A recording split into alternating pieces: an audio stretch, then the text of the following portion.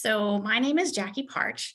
I work in the library's School Corps Outreach Program, and I'm going to have my coworkers introduce themselves as they talk today. But welcome to our Talking Equity and Social Justice webinar. And we're going to begin with a land acknowledgement, and this one is courtesy of Portland State University.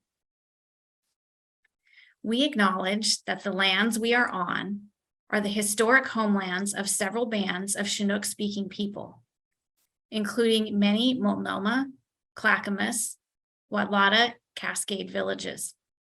There were also Kalapuya, Tualatin villages nearby, and the Molalla people in the Willamette Valley. Today, their descendants are primarily members of the Grand Ronde and Siletz Confederated Tribes, with Chinook and other tribal relations at Warm Springs, Yakima, and the Chinook Nation. A number of Native American individuals and groups own land in Multnomah County on modern terms. Multnomah County is unceded Indian land and, in this sense, remains contestable space. In addition to the federally recognized tribes located primarily in the state of Oregon, we acknowledge the presence of numerous unrecognized tribes and indigenous groups whose stories also demand our attention. And now I'm going to turn things over to my coworker, Tanya. Hello, everyone. My name is Tanya. I'm a bilingual librarian with the School Corps team. So we've been offering the Talking Equity and Social Justice workshop each year since 2017, when the library partnered with the Muslim Educational Trust, Temple Neve Shalom, and Ecumenical Ministries of Oregon to host a series of programs, including book talks for educators and parents. This was around the time of the Max train stabbings and was a way for all of us to partner for equity and social justice. That workshop, called We Refuse to Be Enemies, and the list of books created was a great success. And so we thought it would be good to make this workshop an annual event. This presentation is being recorded, so it can be viewed and shared later. In addition to books for grades pre-K to 12, we will also talk about some books appropriate for adults, so you may be personally interested in those as well. Please put any questions that you have in the Q&A, not in the chat, so that we can compile them. We'll do Q&A after the book talks. We'll also be sharing lots of URLs in the chat, but they will also be sent to you in an email after the webinar. So don't worry if you don't catch them now. We have a book list of the titles in this presentation, which we are sharing in the chat and in an email afterwards. It includes this year's annotated list of books, as well as book lists from past presentations. More than 300 books total. Over the years, we've noticed a definite increase in books by and about underrepresented populations. In the early years, we might include almost all of them in this presentation, but now we are more selective. Please fill out the survey as you leave the webinar. You will need to do this to request a certificate as proof of attendance. If you have any difficulties with it, you'll also receive a link to it in an email in the next few days. The email will also include all the URLs mentioned in the talk and a link to the recorded presentation. Please think of this presentation as a teaser of what School Corps librarians can do for educators and what the library can do for this community.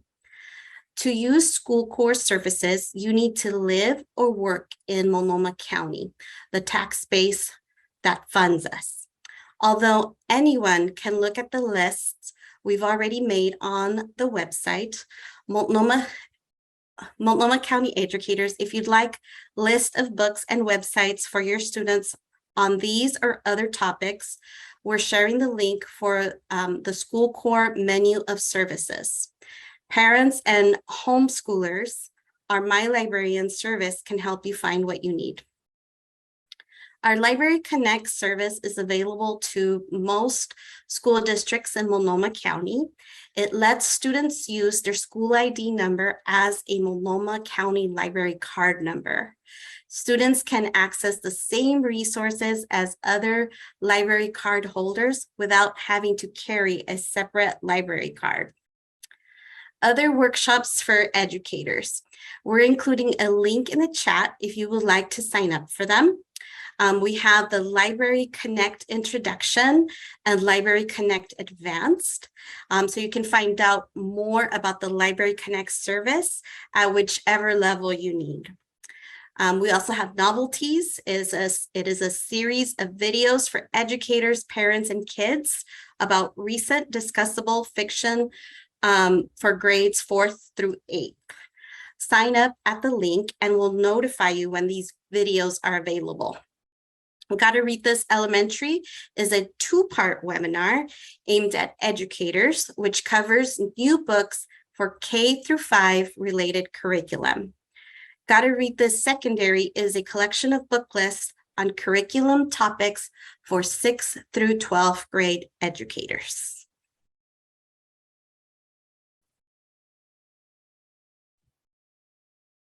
Okay, this is Jackie again, and I'm going to do the next portion. We're going to talk a little bit about equity and social justice in children's books. So a lot of you have probably seen an image like this before, showing the difference between equality and equity. And in the first image there, we have equality. Everybody has gotten a box of the same size to stand on, but you can see it's more helpful to some people than others. And the one on the right-hand side is an example of equity, which provides people with resources that fit their circumstances so that everyone's needs are fulfilled equally. And this slide is about we need diverse books. Every year, the Cooperative Children's Book Center, also known as the CCBC, in Madison, Wisconsin, releases statistics about diversity in children's books, which are portrayed in this chart.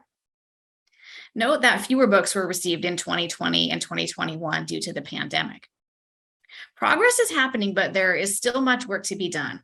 Also consider other unrepresented groups that are not shown here, like people who are Jewish or people who have a disability. This chart only portrays books that the CCBC receives. So for example, those are mostly going to be from mainstream publishers, not small presses or self-published books. And that's one of the reasons that we often try to include zines in this talk, is to try to find those voices. And here's some information about the concept of windows and mirrors books. Rudine Sims Bishop is a Black professor who taught children's literature. She came up with this concept in her 1990 article, Mirrors, Windows, and Sliding Glass Doors. She talks about the importance of providing students with mirror texts. She says, when children cannot find themselves reflected in the books they read, or when the images they see are distorted, negative, or laughable, they learn a powerful lesson about how they are devalued in the society of which they are a part. And then she goes on to talk about a book that she read that was a mirror text. And she says, in addition to serving as a mirror for me, the text served as a window for many of my classmates who had only experienced reflections of themselves in books, never experiencing the power of a window text. Books are sometimes the only place where readers may meet people who are not like themselves, who offer alternative worldviews. Another thing to be aware of is the danger of a single story. And I'm sure a lot of you are aware of the TED Talk by the Nigerian author Chimamanda Ngozi Adichie, where she talks about this. But we're putting the link in the chat just in case you haven't seen it. But the idea of this in relation to children's books is that if you only have one or a few books in a collection to represent a whole culture, it can easily create a stereotype of that culture. So some examples here, the book Scorpions by Walter Dean Myers is a great book, but if that was the only book that you had, it seems to portray the stereotype that all Black kids are in gangs. Or Hill of Fire there in the center. It is a historical reader about the eruption of a volcano in Mexico. It's a very exciting story, but if that was the only reader about Mexican culture, it might make it appear that all Mexicans continued to dress in that style of many years ago.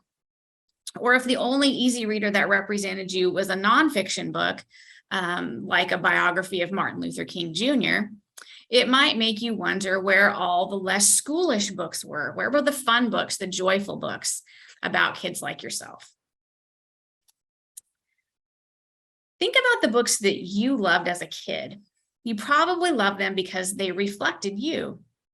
It's great to share the books that you loved as a child with kids, but it's also important for them to read contemporary books that reflect their lives now. Try reading some fun kids' books like the ones that we share in this presentation that are less than 10 years old. It's a great way for adults to learn where kids today are at. The Own Voices hashtag promotes books about a culture written by someone in that culture. It's a way of centering voices by allowing authors to tell their own stories.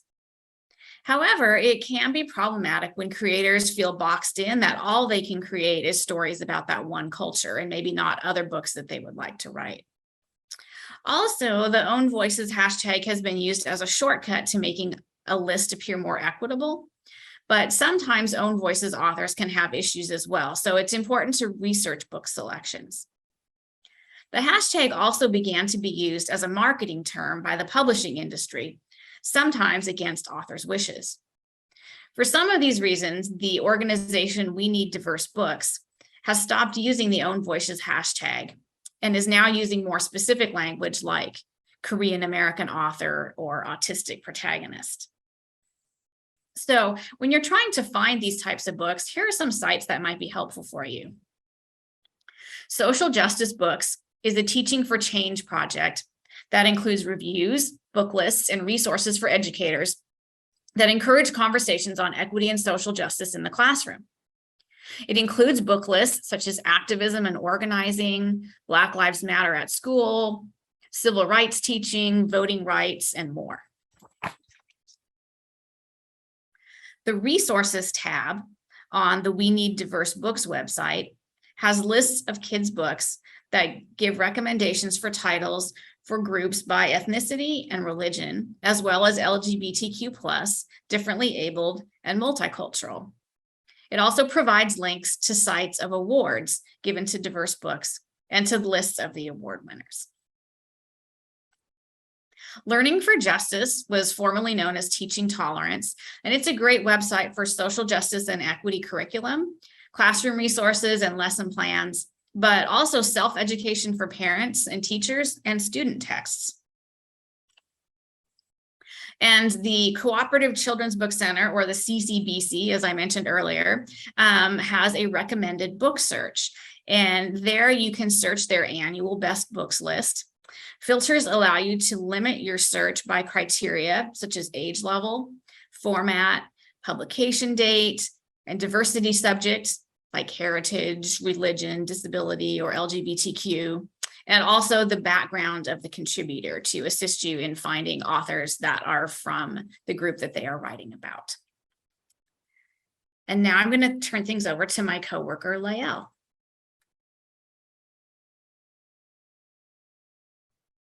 Awesome. Thanks, Jackie. Hello, everyone. My name is Lael Tate.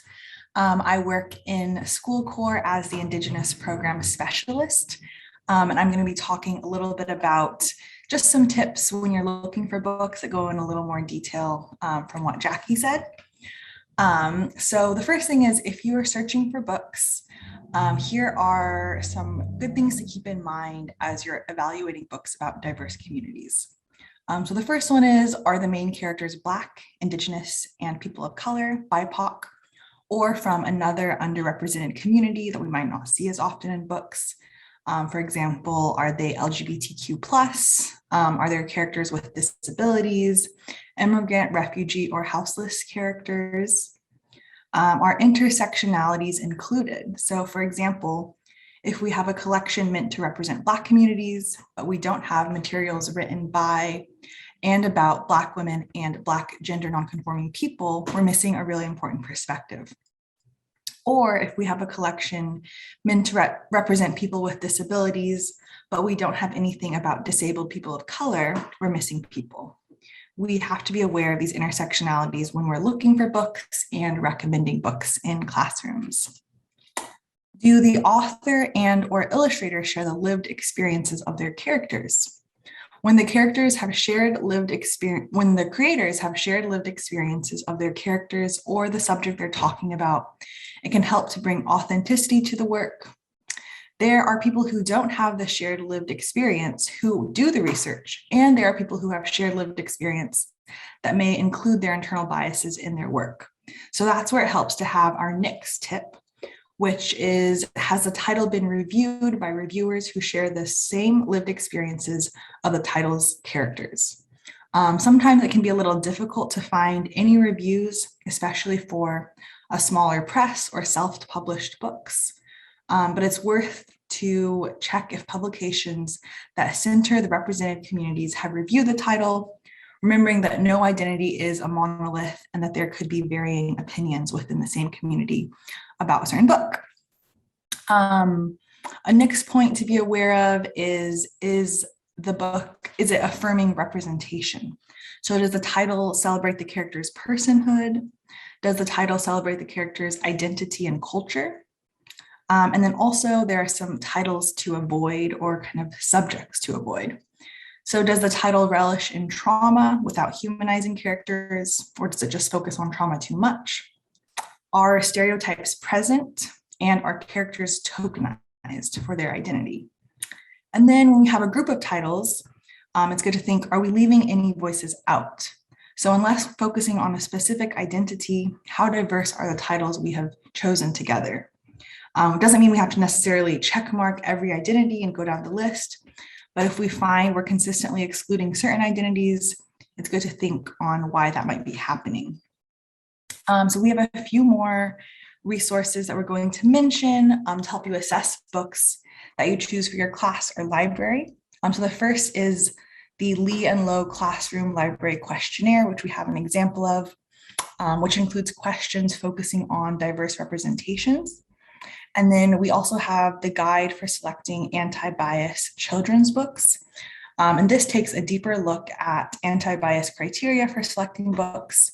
And some of the things that they talk about include who has the power in the book or who is in a leadership role, are ways of life that differ from the dominant culture or economic class portrayed as negative, what will be the effects of a book on children's self or social identity, and then lastly, using caution when presenting folktales to teach about a specific group. So I hope these tips were helpful. Now we're going to move into some really awesome books that came out in 2021 and 2022 for grades pre-K all the way through high school that we have learned and read and are just excited to share with you. So I'm going to switch to sharing my screen. Let's see.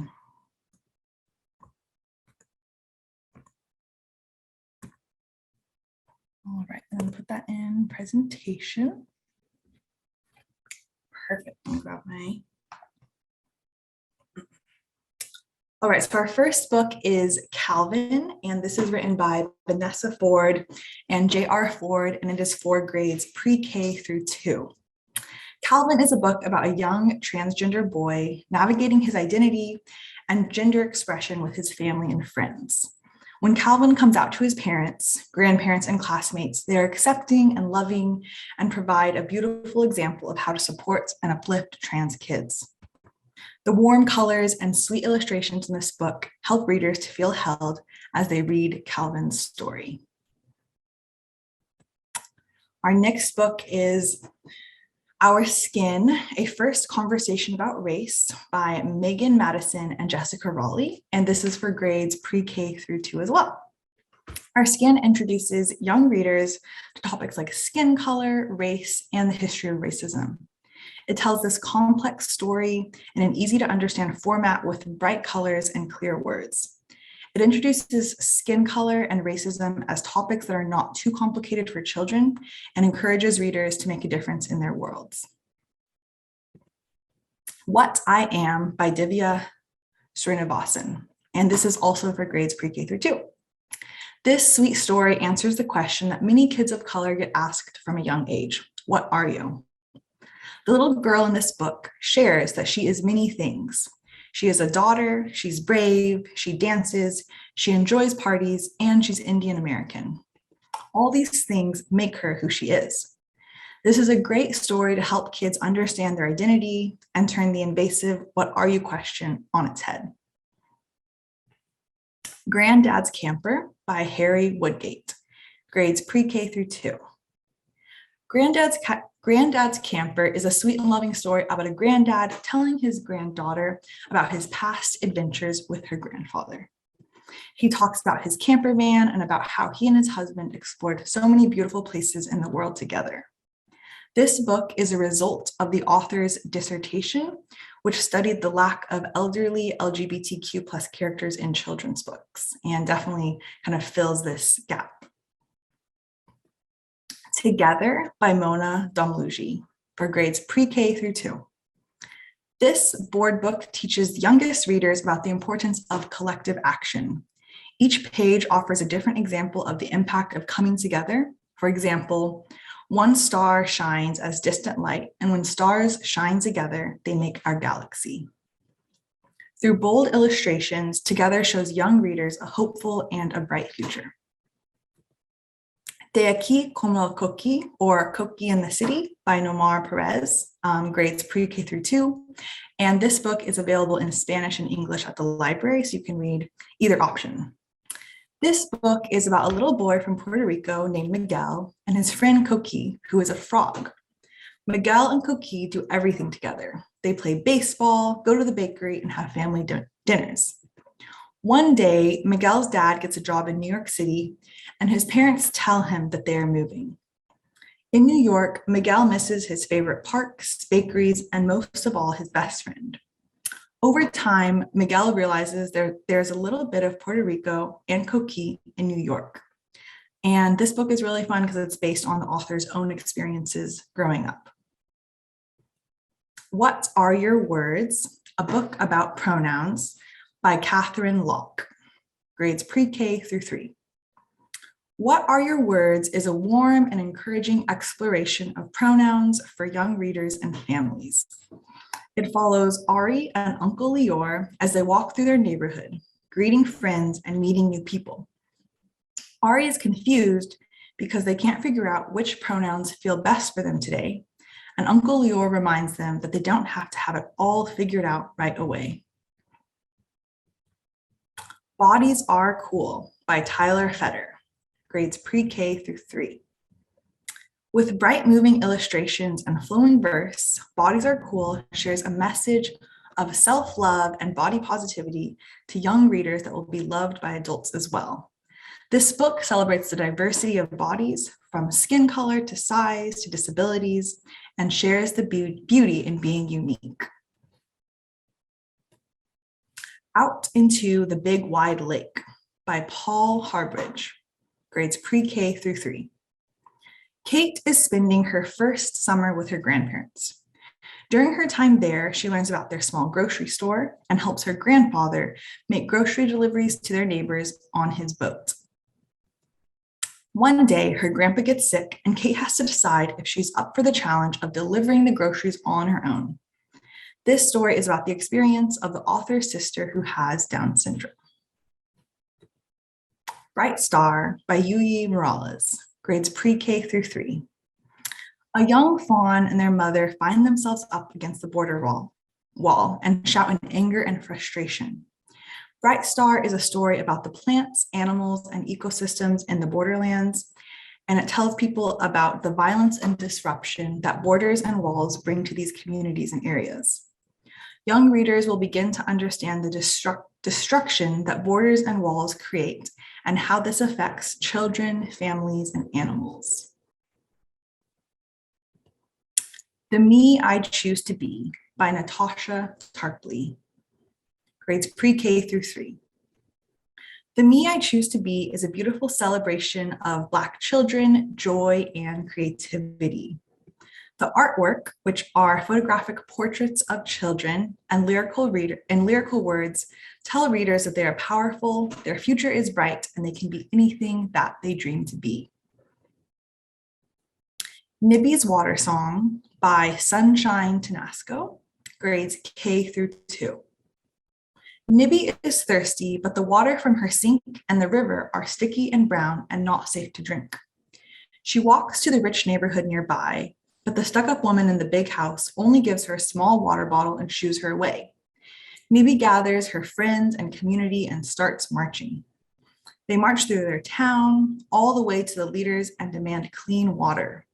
This book is a great introduction for children to Indigenous water protectors, environmental justice, and how to use your voice. The Protest by Samantha Thornhill, grades K through 2. Lily loves her community garden. That's where they grow vegetables for school lunches and berries for breakfast. But one day, Mr. Sam, who takes care of the garden, finds out that the garden is going to be torn down and replaced with a parking lot. Lily and her friends are sad that the garden will be gone, but they come up with a plan. They organize a rally, make signs, and involve all their neighbors. But will it be enough to save the garden? We Shall Overcome by Brian Collier, grades K through 2. The text in We Shall Overcome comes from a song with a lot of history and significance. The original lyrics were created and sung by enslaved Africans, and later it was sung in churches, during marches, and became a key anthem in the civil rights movement.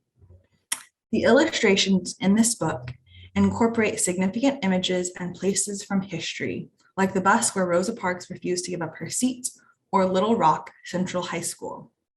This book is an empowering message of hope for young readers. Boogie Boogie Y'all by C.G. Esperanza, grades K through 2. Boogie Boogie Y'all is a celebration of street art and community. Each page of this joyful and lyrical book follows a little girl as she walks through her South Bronx neighborhood, enjoying the art, music, and people around her. Eventually, she starts making her own art and sees it boogie off the wall too. An Equal Shot: How the Law Title IX Changed America by Helene Becker, grades K through 2. An Equal Shot introduces students to Title IX, the law that stated people could not be discriminated against on the basis of their sex. With informative illustrations and simple text, readers learn about the impact of Title IX and are encouraged to make their own change in the world. Your Legacy: A Bold Reclaiming of Our Enslaved History by Shelley Williams, grades K through 2. Your Legacy is a powerful book about Black history in America. The author writes to young Black readers, affirming the bravery, love, ingenuity, and strength of their ancestors. The book starts in Africa and follows enslaved Africans from their homelands to the United States, highlighting their courageousness and their determination. This book is also really interesting because it incorporates facts about different Black historical figures, inventors, artists, and scientists. Eyes That Kiss in the Corners by Joanna Ho, grades K through 3. The little girl in this story notices that her eyes are different from her classmates. Her eyes kiss in the corner and glow like warm tea, just like her mama's, her alma's, and her little sister's eyes. When she looks into their eyes, she sees stories, love, and joy. This is a beautiful book about self-love and a celebration of family and culture. Aurelie is a Dreamer by Aurelie Morales, grades 1 through 3. Aurelie was born in Mexico and grew up with her grandmother in a mountain town surrounded by family. She immigrated to the US to join her parents in New York City when she was a little girl.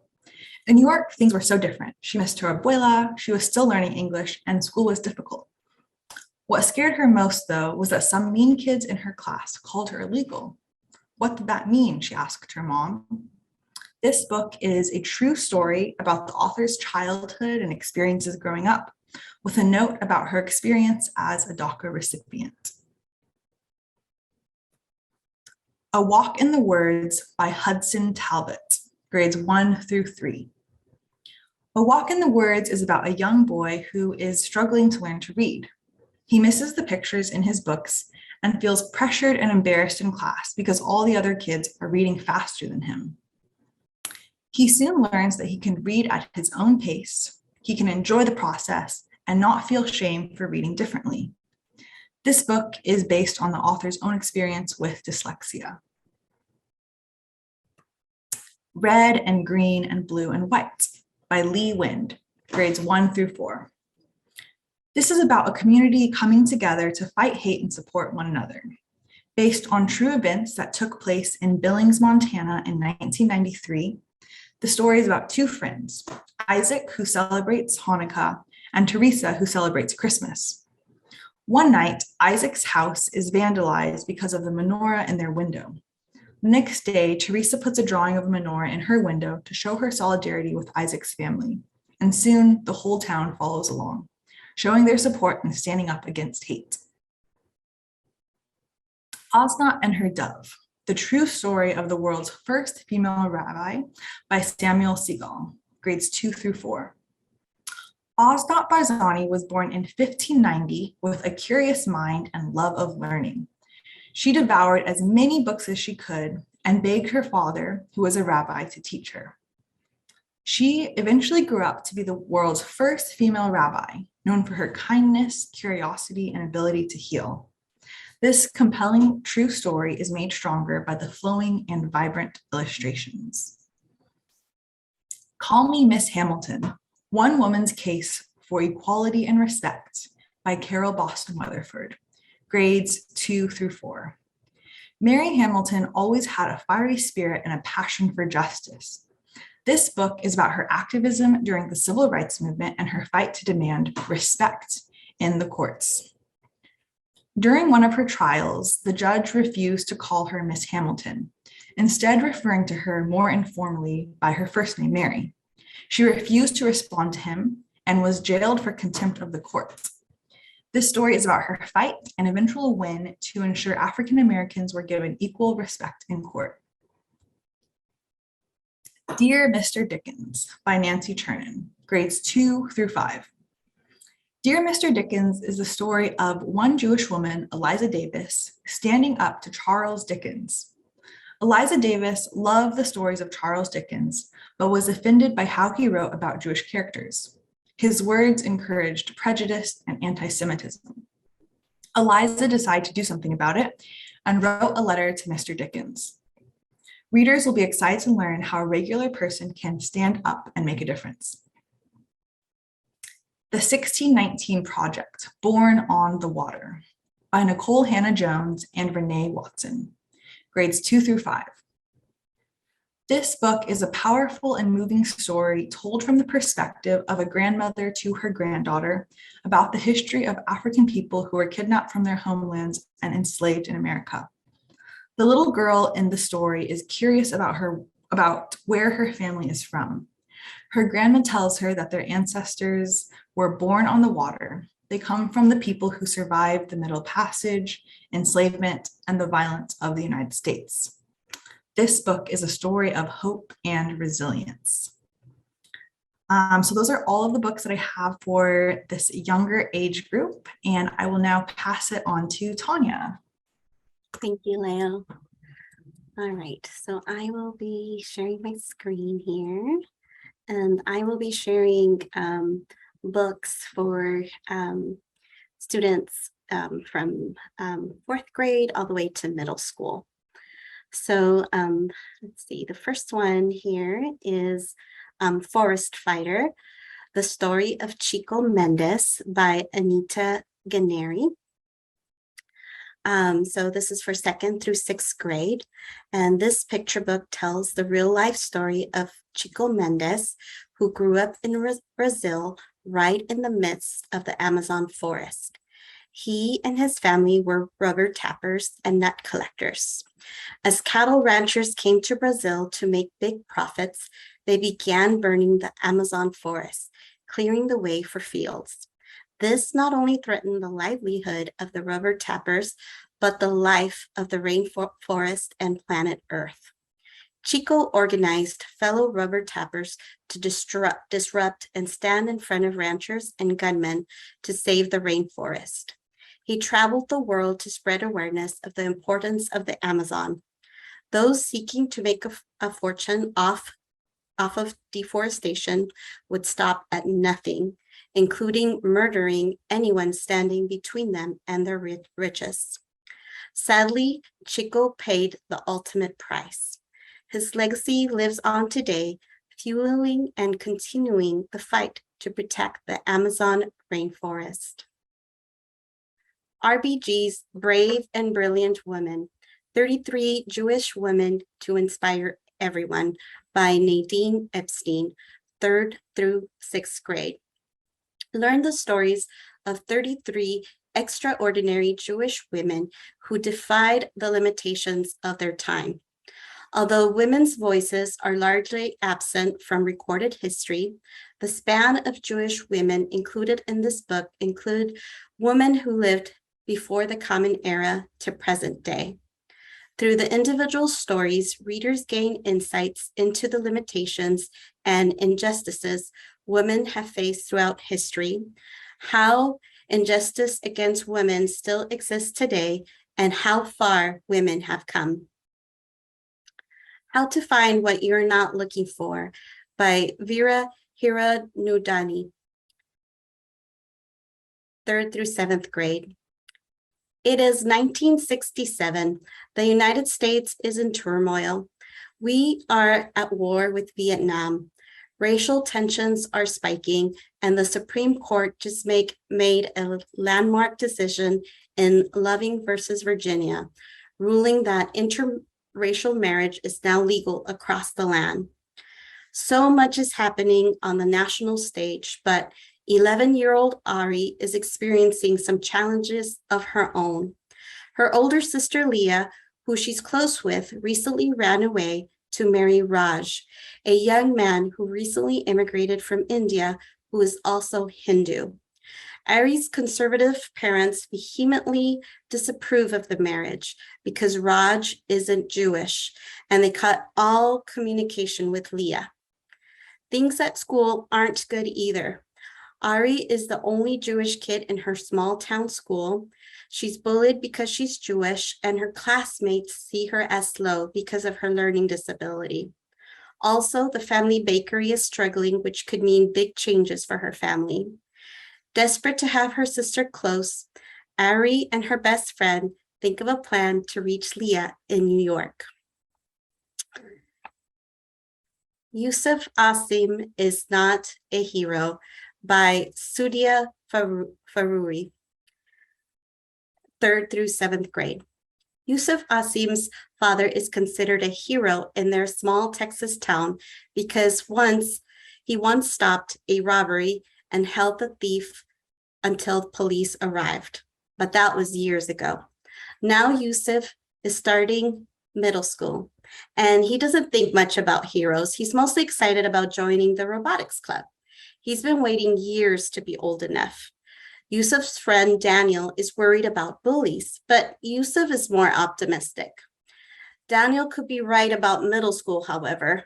Yusuf starts getting hateful notes in his locker with messages like, "Go home," and "We hate you." Yusuf has heard about 9/11 at school and from his family. He's read his uncle's journal from back then, so he knows the awful things that people said and did to Muslims. Now Yusuf starts to see those same things happening again 20 years later in his hometown. His father was a hero before, but now doesn't want to stand up and defend the Muslim community. Does Yusuf have what it takes to be a hero? Take Back the Block by Crystal D. Giles, 3rd through 7th grade. A land developer has big plans for Kensington Oaks. They offer to buy the properties off of the homeowners. They plan to develop the land, which means buying the land cheap, tearing down the houses, building more expensive houses and buildings, and selling to those who are able to pay top dollar. Their big plans don't include the working families of color currently living in Kensington Oaks. For many families, Kensington is not for sale. Others disagree. Soon, heated arguments amongst neighbors and friends ensue.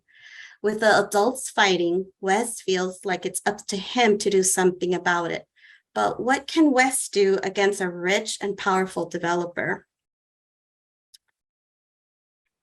We Are Still Here, Native American Truths Everyone Should Know by Tracy Sorrell, illustrated by Fran Lesac, 4th through 6th grade.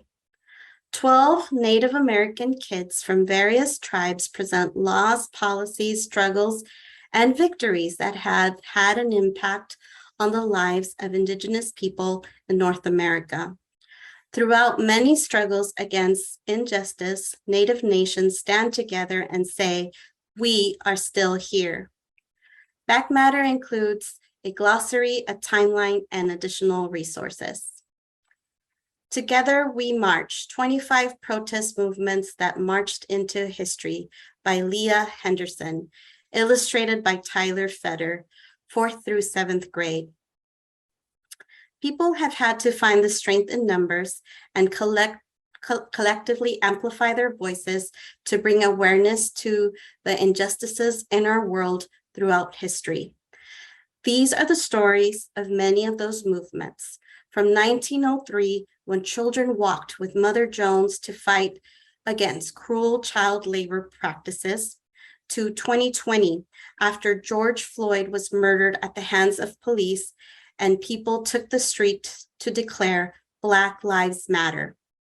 Short stories of well-known and lesser-known movements from all over the world are included, describing their diverse participants and quotes from organizers and leaders. Both Can Be True by Jules Machias, 4th through 7th grade. 7th graders Daniel and Ash don't meet their family's expectations when it comes to how they show up in the world. Daniel is an emotionally sensitive kid who tries to live up to his mother's and brother's expectations to be less sensitive. Ash is a gender fluid kid whose dad wants them to select one gender now that they are starting a new school. They don't know each other, but when Chewbacca, an elderly dog at the local shelter where Daniel volunteers, is at risk of getting euthanized, they immediately team up in an effort to save the dog's life. They develop romantic feelings for each other, and things get a bit complicated from there since Daniel thinks Ash is a girl. Both Can Be True offers a window into what it's like to have a gender identity different than the one assigned at birth, and being one's own authentic self despite societal expectations around gender roles. The Insiders by Mark Ushiro, 4th through 7th grade. 12-year-old Hector Munoz recently moved from San Francisco to Orangeville.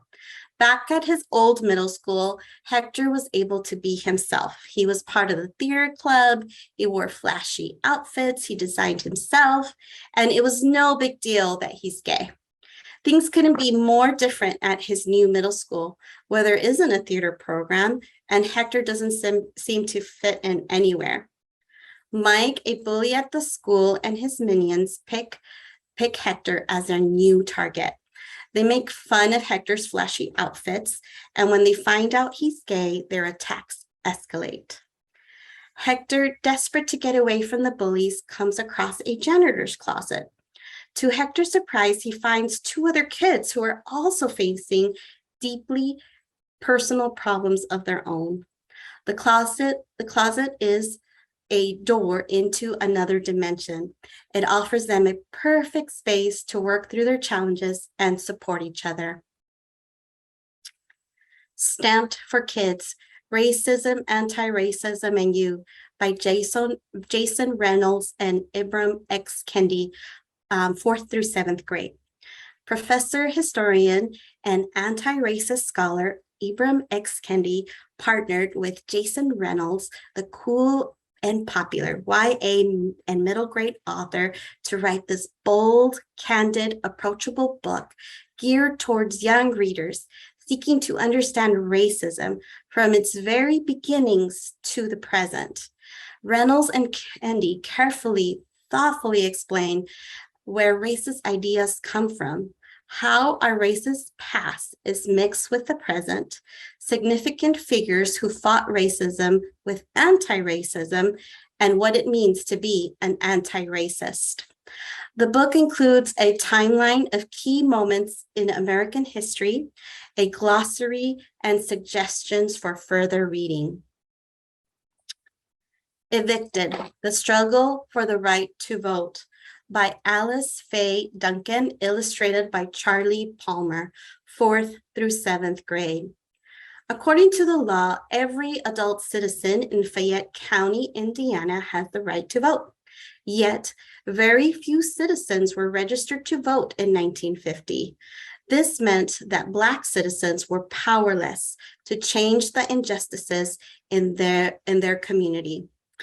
The Black community in Fayette knew that they had to register to vote, but when they did, their white neighbors retaliated against them. White business owners refused to sell registered Black voters day-to-day necessities. Many Black registered voters were evicted by their white landlords, lost their jobs, suffered physical violence, and even lost their lives. Having nowhere to turn, survivors who dared to register to vote had to live in tent cities. This is a story of the Fayette County Tent City movement and the courageous activist who led it. A timeline, pictures, a resource guide, and a biography at the end of the book offer readers an opportunity to learn more about the subject matter. Dawn Raid by Pauline Smith, 3rd through 7th grade. Through 13-year-old Sophia's journal entries, readers learn about the little-known New Zealand dawn raids. Sophia has the typical concerns of a young teen in 1976. She is also becoming aware of the racism and injustice her Pacific Islander community faces, particularly when her brother Lenny joins the Polynesian Panthers. Police are on the hunt for Pacific Islanders who have overstayed their visas. The police even go as far as raiding people's homes and pulling people out of bed in the wee hours of the morning. The police inflict violence, incarcerate, and deport those they suspect of breaking the law. This spreads fear throughout the Pacific Islander community. Even those who are citizens of New Zealand are not safe. Frankie and Bug by Gail Foreman. Unable to tag along with her older brother, 10-year-old Bug ends up having to spend most of her summer with her neighbor and babysitters, Philip and Hedwig. When their 11-year-old nephew, Frankie, comes to visit, the two become friends as they try to find the Midnight Marauder, a real-life serial killer on the loose. It is 1987, it's the summer of 1987, when Bug realizes some harsh truths about the world. She learns that her new friend Frankie was born a girl, and he is not accepted and treated kindly by his parents. There is also a homophobic attack in the neighborhood and some racial hardships happening in her own family. These realizations lead to a tremendous amount of growth for Bug, leading her to learn some valuable life lessons.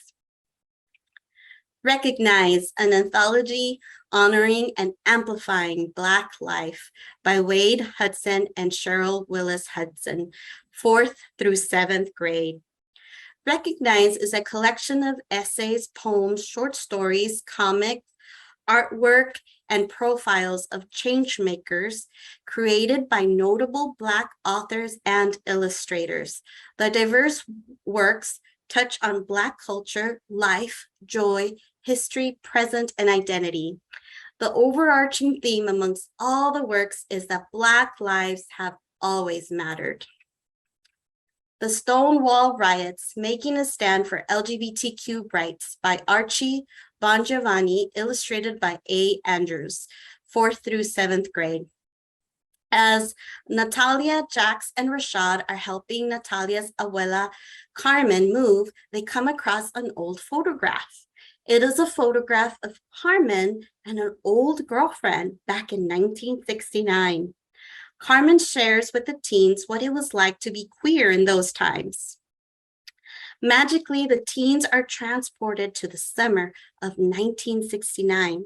They find themselves at the Stonewall Inn, where they experience firsthand a police raid, what homophobia was like at the time, the beginnings of the historical Stonewall riots, and even get to meet activists Marsha P. Johnson and Sylvia Rivera. Age-appropriate text, back matter notes, and definition help young readers become familiar with the context of this transformational part of our history. Linked by Gordon Corman, 4th grade and up. The small town of Chokecherry, Colorado is thrown into the national spotlight when a YouTuber exposes a long forgotten town secret online. It all started when a swastika was discovered at the middle school, and then more started appearing throughout the town. The town is trying to figure out who is drawing the swastikas and coming to terms with its past. Students at the middle school are also individually and collectively affected by the events.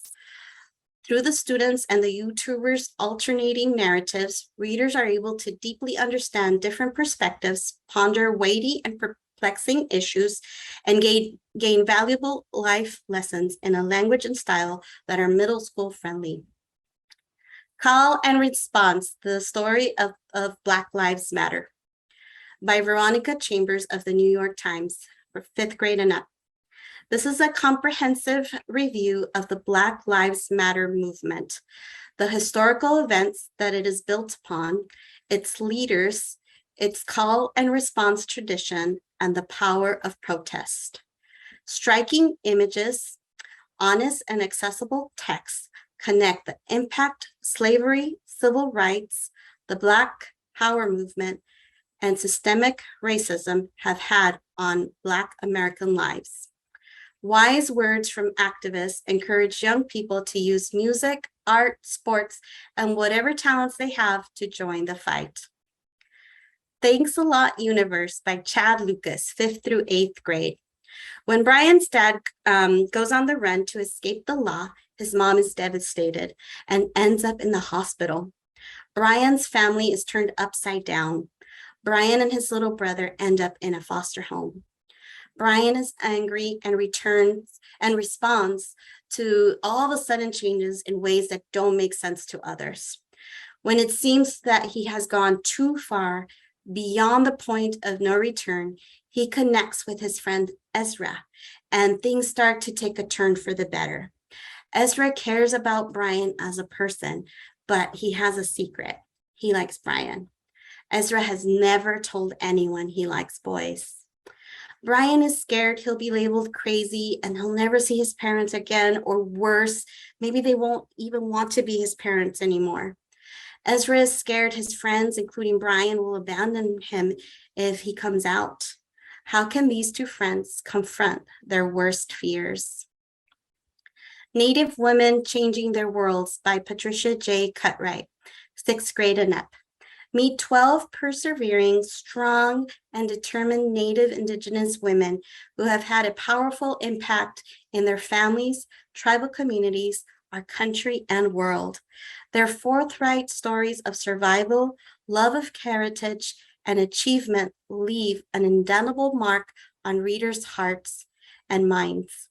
Readers also become aware of the injustices Native and Indigenous women confront every day, including the epidemic of murdered and missing Indigenous women.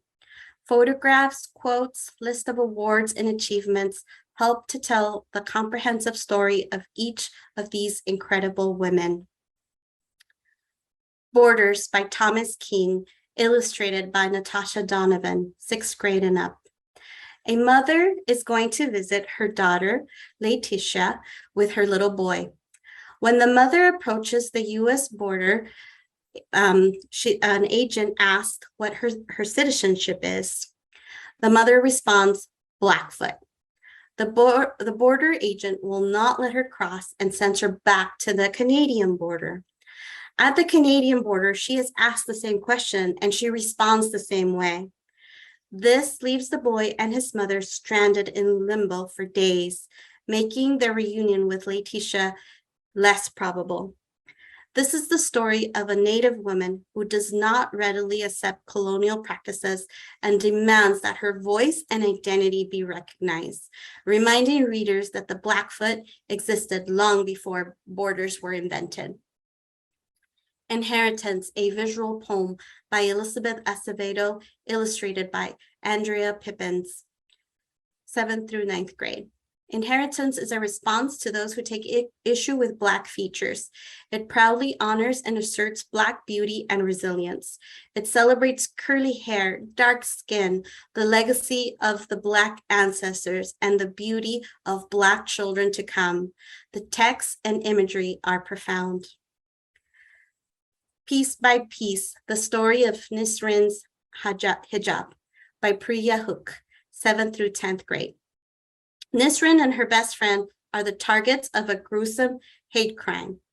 After some mental and physical healing, Nisrin decides to wear a full hijab as an act of resistance. Her family is shocked. Her mother and grandfather constantly question her decision out of concern and disapproval, making tensions in the family rise. As Nisrin starts high school in full hijab, she experiences hateful treatment from her classmates and teachers. Through Nisrin's experiences, though Nisrin experiences enormous challenges, she manages to learn more about her family's complicated Bangladeshi history, which helps explain why her family questioned her decision to wear a hijab. Nisrin also learns to accept herself, rehabilitates old friendships, and makes new ones. This is a fictional story that takes place in Portland in the early 2000s. Revolution in Our Time. The Black Panthers' Promise to the People by Kekla Magoon, 7th grade and up.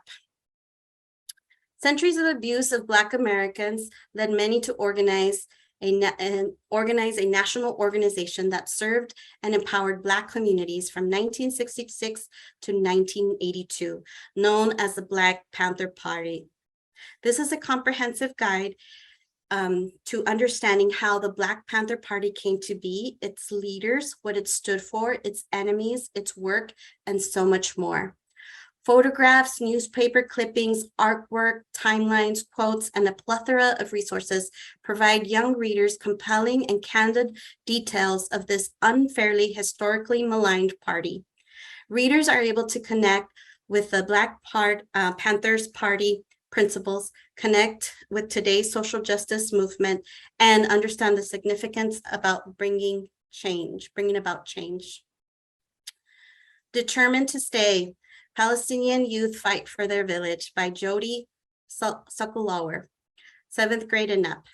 This is a true story of Silwan, a village located outside the old city of Jerusalem and its people. Their stories help readers understand Palestinian history and the reality on the ground today. The text draws parallels between the lives of young people in the US and Palestine, such as the criminalization of youth, forced relocation, racism, refusal to recognize history, and abuse of power. The stories demonstrate how injustice affects their day-to-day life and how the people resist. Disability Visibility, adapted for young adults. 17 first-person stories for today by Alice Wong, 7th grade and up. 17 disabled people from all walks of life offer readers a personal look at the beauty and complexity of their lives. The featured writers from various backgrounds candidly tell their personal stories, not shying away from controversial topics. Content notes at the beginning of individual stories let readers know of possible distressing content. Author Alice Wong is the founder of the Disability Project.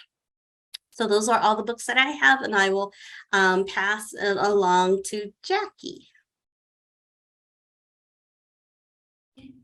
All right, here we go. Let me go ahead and share my screen. Okay.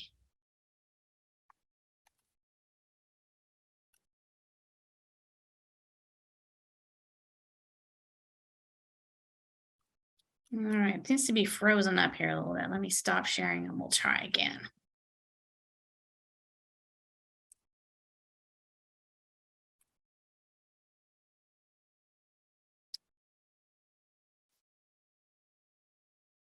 Okay, there we go. These books are for older students. These are more of our YA books. And I wanted to mention I checked right before, and it doesn't look like there are any questions in the Q&A yet. And since I'm the last section for today, if you have a question, this would be a good time to type it in the Q&A. So it'll be there for us at the end. This is A Face for Picasso, Coming of Age with Crouzon Syndrome by Ariel Henley, 7th grade and up. When they were 8 months old, Ariel Henley and her twin sister were diagnosed with Crouzon syndrome, a rare medical condition where the bones in the head fuse together prematurely. She endured more than 60 surgical procedures by the time she graduated from high school, as doctors broke her bones to make room for her growing brain. A French fashion magazine once wrote that she and her sister resembled the works of Picasso. In this memoir, Henley tells not only of the physical and emotional toll of living with her condition, but also how she pieced together her identity and came to recognize her beauty. If I Go Missing by Brianna Johnny and Nahani Shingus, art by Enshana Capo, 7th grade and up. In 2016, 14-year-old Brianna Johnny wrote a letter to the chief of the Winnipeg Police Service, asking his department to, quote, do better, unquote, when investigating the disappearance of Indigenous women. She'd noticed that in other missing persons cases, the media were notified promptly, but when Indigenous women disappeared, requests for public assistance were often delayed by up to 16 days. The text of this powerful graphic novel is taken from her letter, and the illustrations depict the way a missing woman's family, friends, and community might react to her disappearance. So Many Beginnings, a Little Women remix by Bethany C. Morrow, 7th grade and up. Jackie? Yes. I'm sorry, I'm going to interrupt you real quick. We can't see your slides. Oh, I will fix that. Okay. Let's see if I can get it. Okay. Here we go. Hang on just a second here. Okay.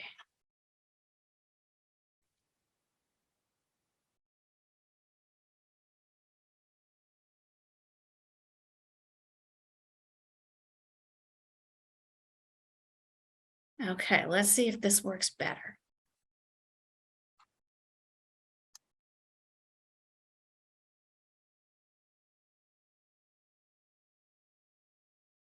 All right, Tanya, tell me, can you see them now?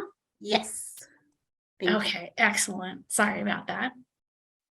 So Many Beginnings, a Little Women remix by Bethany C. Morrow, 7th grade and up. This reimagining of Little Women is set during the Civil War and tells the story of 4 emancipated sisters living in the freed people's colony of Roanoke Island. Meg hopes for a family. Jo writes powerful words about the experiences of emancipated people, Beth sews beautifully, and Amy learns dances that were once off limits to Black people. As they grow into independent young women, the sisters also faced constraints based on their class, race, gender, and emancipated status. We Hereby Refuse, Japanese American Resistance to Wartime Incarceration by Frank Abe and Tomiko Nimura, art by Ross Ishikawa and Mao Sasaki, 8th grade and up. This graphic novel highlights 3 Japanese Americans who refused to submit to imprisonment during World War II without fighting back. Jim Akatsu resisted the draft, arguing he was not obligated to serve in the US military because he was classified as an enemy alien. Hiroshi Kashiwagi refused to sign a loyalty oath at Tule Lake and renounced his citizenship. Mitsuye Endo reluctantly joined a lawsuit contesting her imprisonment, giving up a chance to leave the Topaz camp until her case could reach the US Supreme Court. The Words in My Hands by Asphyxia, 8th grade and up. Set in the near future, in a dystopian Australia, this book tells the story of Piper, who's been deaf since the age of 3. Her mother encourages her to read lips and use hearing aids in order to be, quote unquote, normal. But this has left her feeling like her options are limited. Thoughts that she shares in the book's illustrated journal format. The government is controlled by a biotech company that spreads propaganda that wild food is dangerous. But when Piper's mom loses her job, money is scarce and she decides to grow her own food, dangerous or not. Then she meets Marley, who introduces her to sign language and the deaf community, opening up options she'd never dreamed of before. A section at the end shows how hearing people can be more inclusive to the deaf community. The author is a deaf artist.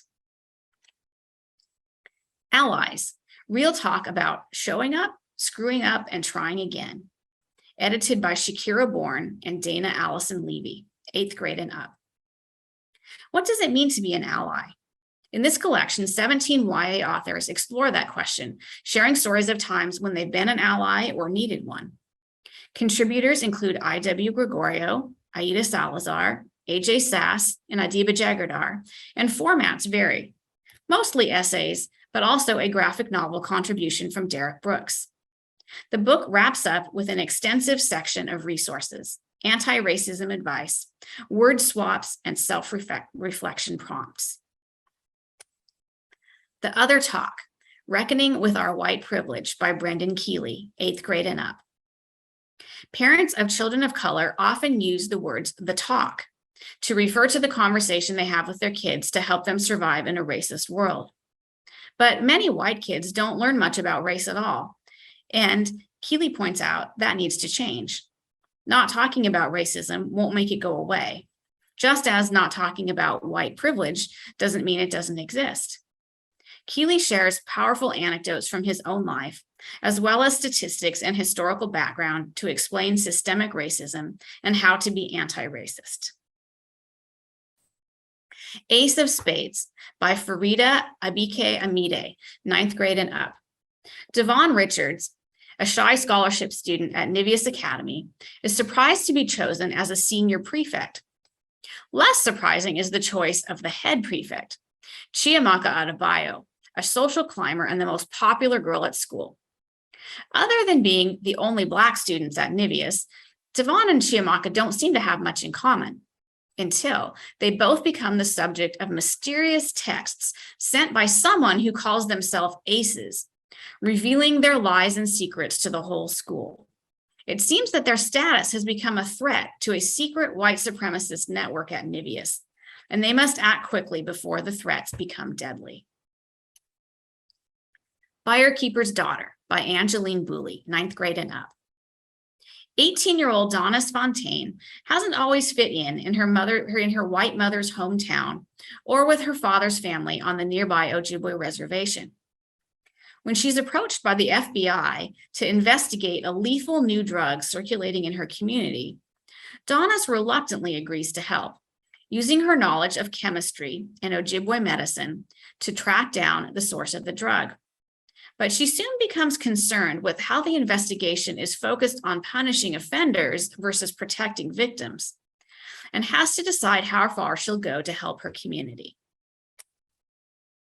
The Passing Playbook by Isaac Fitzsimons, 9th grade and up. Spencer Harris is a trans boy who has just enrolled at the most liberal private school in Ohio after transitioning at his old school didn't go well. But Spencer is passing. No one at Oakley knows he's trans, including Justice, the boy he's falling for. Spencer doesn't tell his parents when he's asked to join the boys' soccer team. But when the league discovers the assigned gender on his birth certificate, it could end up disqualifying the whole team if the coach lets him play. Boys Run the Riot by Kato Gaku, 9th grade and up. Joe knows he's transgender, but he doesn't feel like he can talk to his mom or his best friend about it. Dressing in his own kind of fashion is the only thing that makes him feel comfortable. One day while out shopping, he runs into Jin, a kid from school who looks tough on the surface, but has the same fashion sense as Joe. Jin ends up asking Joe to start a fashion brand with him. This is the first in a manga series by a transgender author, and it concludes with an interview with the author and notes about the translation. 1,500 Miles from the Sun by Johnny Garzavilla, 9th grade and up. Julian Luna is a closeted gay teen who's planning to move away from Corpus Christi, Texas, and head to college in California as soon as he graduates from high school. One night, after too much to drink, he outs himself on Twitter and finds that his sister, friends, and soccer teammates are mostly supportive. And better yet, his crush starts to send him DMs. But when Jules' abusive father finds out, he kicks him out of the house, and the one person Jules needs most is 1,500 miles away. In spite of some heavy topics, this title also includes lots of humor, and Spanish phrases are frequently integrated into the text. Defiant, Growing Up in the Jim Crow South by Wade Hudson, 9th grade and up. In this memoir, Wade Hudson, founder of the publisher Just Us Books, recalls his youth during the Jim Crow era. Growing up, his community encouraged his leadership abilities in sports, school, and extracurricular activities. After noticing the way Jim Crow laws affected his family and friends, he created SOUL, which stood for the Society for Opportunity, Unity, and Leadership. But his civil rights activism soon landed him in jail. In a conversational style, Hudson connects events from his youth to activism today. Hani and Issue's Guide to Fake Dating by Adiba Jagardar, 9th grade and up. When Hani comes out to her friends as bisexual, they try to tell her she can't be bi if she's only dated guys. In a moment of panic, Hani tells them she's in a relationship with Issue Day, a girl her friends can't stand. Besides the fact that they're both Bengali, Hani and Issue are total opposites. Hani's popular, and Issue is always studying, trying to get into a good college. But Issue does agree to fake being in a relationship with Hani if Hani will help her get elected head girl. Eventually, the two do start to develop feelings for each other, but will Hani's friends ruin their relationship before it even has a chance to get started? Somewhere Between Bitter and Sweet by Lakin Zaya Camp, 9th grade and up. Penelope Prado, aka Pen, has always dreamed of opening her own pastry shop next to her father's restaurant, Nacho's Tacos. But her traditional Mexican-American mom and dad have different plans. They want Pen to be a nurse, and they kick her out of the house when they find out she's been skipping her college classes. Xander Amaro is a new hire at Nacho's. He's hoping to find the father who left him behind, but he isn't planning on a romance with Pen. When both the restaurant and Xander's immigrant status are threatened by an unscrupulous loan shark, Pen and Xander have to work together to save the place they call home. And this book is told in alternate voices between the two characters. Last Night at the Telegraph Club by Melinda Lowe, 9th grade and up.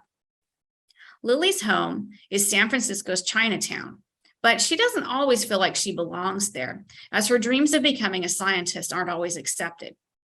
When she and Kath, the other girl in her math class, find an ad for a lesbian bar called the Telegraph Club, Lily's life changes forever. But America in 1954 is not a safe place for two girls to fall in love. Everyone's paranoid about communists, and innocent people are often accused.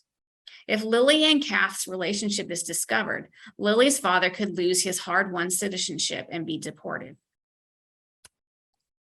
Singled Out, The True Story of Glenn Burke by Andrew Moranis, 9th grade and up. In October 1977, Glenn Burke, an outfielder for the Los Angeles Dodgers, made history. When his teammate hit a home run, he congratulated him with the very first high five. Burke was also making history in another way. He was the first openly gay player in Major League Baseball, although this fact wasn't known to the fans at the time. After years in the closet, he was unwilling to hide his life from his teammates. But unfortunately, his baseball career was cut short after only 3 years.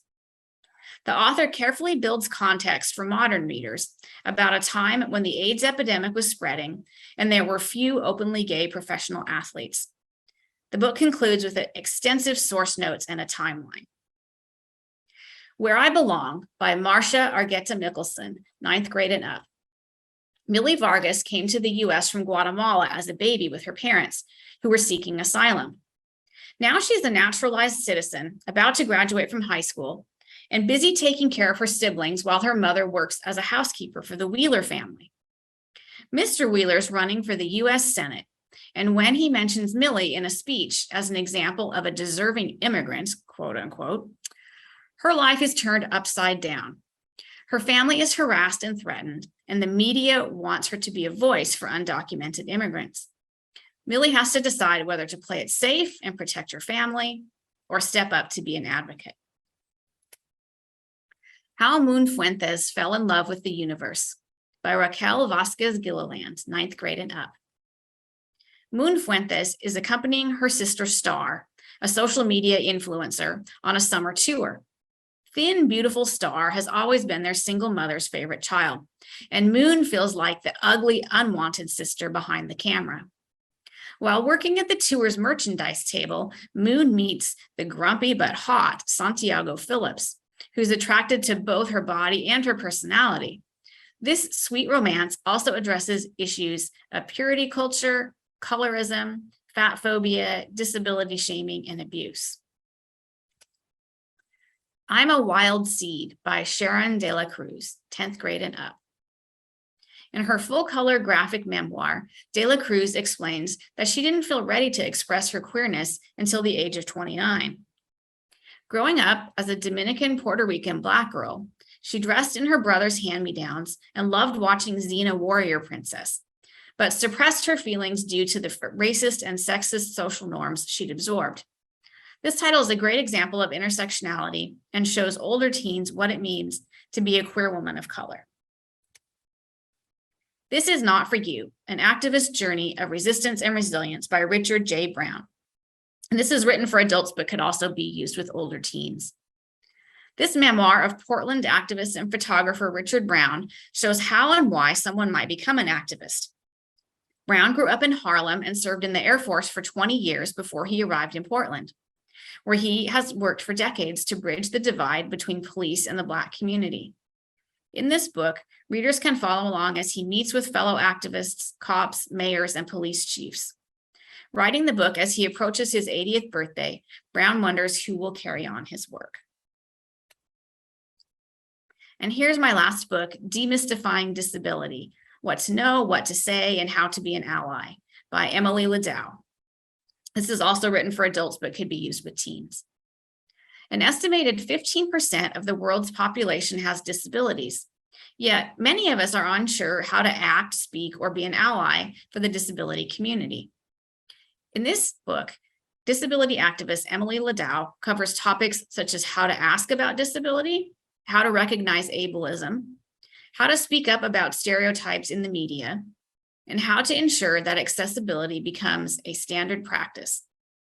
She also includes a chapter on disability history and a list of additional resources.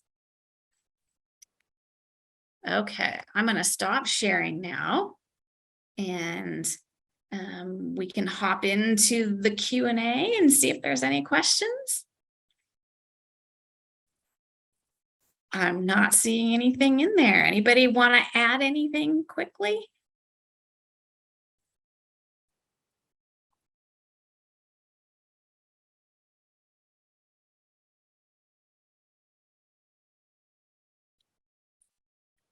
We'll wait for a minute or so just to see if anybody is going to add anything. And I'll go ahead and say what I always say at the end, which is thank you so much for attending. And we have a link that we can post in the chat to our evaluation, which is an online form to fill out. And if you fill out the survey, number one, it helps us improve our workshops, but it also allows you to request a certificate attendance if you need one to show your school district. And we have a real person who creates those certificates for you. His name is Brendan, and he's our assistant. And he's fantastic, but because a real person is creating it, it won't come like immediately when you fill out the form. The other thing is it asks for your email on there. And Brendan said to tell you to make sure to put an email address that you're actually checking at this time of the year, because I know you might not be checking your school email. And that he'll send it to whatever email address you put on the form. And we will also send all attendees a link to the survey. So if you missed that in the chat, don't worry, we'll send an email. And we'll also send in your email a link to all of the URLs that we were sharing in the chat the whole time. So if you missed anything on there, you can always check that email to find out. It will also include in there a link to the library's YouTube channel, because once this webinar is wrapped up, we will save it on the library's YouTube channel. We're also hoping this year that we'll be able to save it in something that we call Niche Academy, which is a tool where you can watch the webinar not in live time, but it will actually give you a certificate afterwards showing that you watched it. So if you wanted to pass that along to any coworkers that weren't able to attend today, that's a possibility too. So we will try to let you know more about that in the email as well. Okay, I'm not seeing any additional questions there that haven't been answered. So I think we can go ahead and say goodbye to everyone. Thanks so much for attending today, everybody.